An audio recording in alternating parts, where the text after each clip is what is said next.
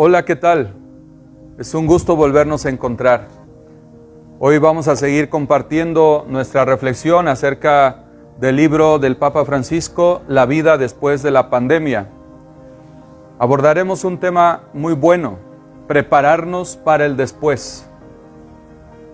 La vida de millones de personas oprimidas por la pandemia ha cambiado y se ve sometida a duras pruebas. Las personas más frágiles, los invisibles, los que no tienen domicilio fijo, corren el riesgo de pagar el precio más caro. Prepararnos para el después es importante.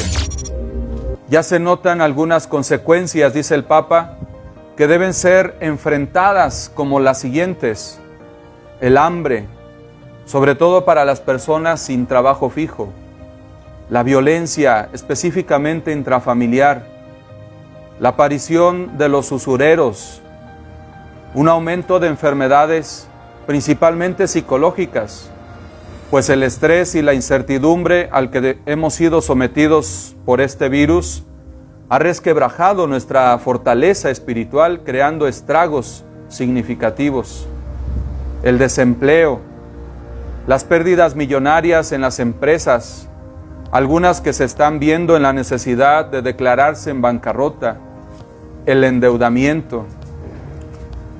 Mirar a los más pobres en estos días, dice el Papa, puede ayudarnos a todos a ser conscientes de lo que realmente nos está pasando y de nuestra verdadera condición. Esta pandemia nos ha descubierto lo pequeños que somos y lo vulnerables que estamos ante las adversidades. Este fenómeno social nos ha llevado a experimentar nuestra gran necesidad de Dios. Escuchar a Dios es algo que nos hace mucha falta, pues con Él, como dice el Papa, descubrimos que somos valiosos en nuestra debilidad. Nos damos cuenta de que somos como cristales hermosísimos, frágiles y preciosos al mismo tiempo. Esta es una verdad que, como dice San Pedro, debemos alegrarnos, aunque de momento tengamos que padecer un poco en pruebas diversas. La misericordia de Dios no nos abandonará jamás. Para Dios todos somos valiosos. Él cuida con mayor delicadeza de los pequeños, de los pobres, de los enfermos y necesitados. Él vela por la vida de sus fieles. Sin embargo, ahora, mientras pensamos en una lenta y ardua recuperación de la pandemia, el riesgo es que nos golpee un virus todavía peor, el del egoísmo indiferente, que se transmite al pensar que la vida mejora si me va mejor a mí.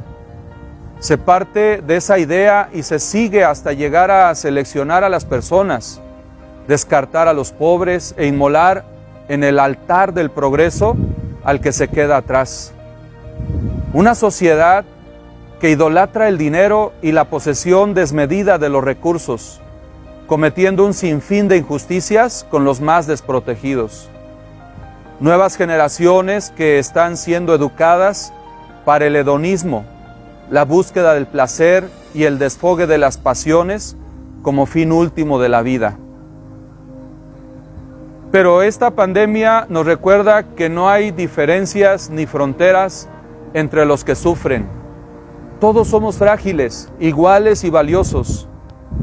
Deseo, dice el Papa, que lo que está pasando nos sacuda por dentro, nuestra mentalidad egoísta. Es tiempo de eliminar las desigualdades, de reparar la injusticia que mina de raíz la salud de toda la humanidad. Aprendamos de la primera comunidad cristiana. Los creyentes vivían todos unidos y tenían todo en común. Vendían posesiones y bienes y los repartían entre todos, según la necesidad de cada uno. No es ideología, es cristianismo auténtico. Lo que vemos actualmente, dice el Papa Francisco, es que una pequeña parte de la humanidad avanzó, mientras la mayoría se quedó atrás. Y cada uno podría decir, son problemas complejos, no me toca a mí resolverlos. ¿Yo qué puedo hacer? Que los gobiernos o las organizaciones mundiales se ocupen de los necesitados. Lo que nos pide el Papa es que no pensemos solo en nuestros intereses, en intereses particulares. Aprovechemos esta prueba como una oportunidad para preparar el mañana de todos, sin descartar a ninguno, de todos, dice el Papa, porque sin una visión de conjunto, nadie tendrá futuro. Ojalá que este mensaje nos ayude y que de verdad, como lo dice el Papa, nos vayamos preparando para el después de la pandemia. Que Dios les bendiga a todos.